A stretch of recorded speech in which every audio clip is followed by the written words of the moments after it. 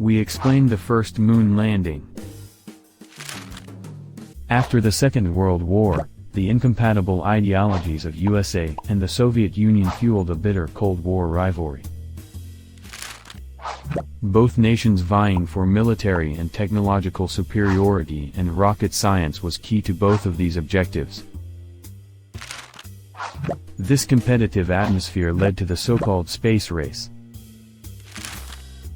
The Soviets took an early lead by orbiting the first artificial satellite and by sending the first man to space.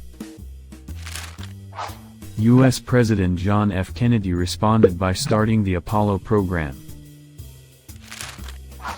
5 years later, in the summer of 1969, Neil Armstrong, Buzz Aldrin and Michael Collins step aboard a Saturn V rocket. Their ambitious mission was to fly to the moon. 4 days later, on the 21st of July 1969, the Apollo lunar module landed on the Mare Tranquillitatis on the moon.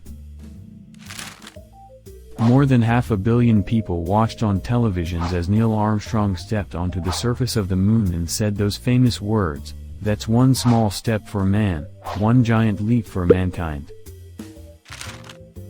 After returning to Earth 3 days later, Armstrong and his 2 colleagues were celebrated as heroes around the world.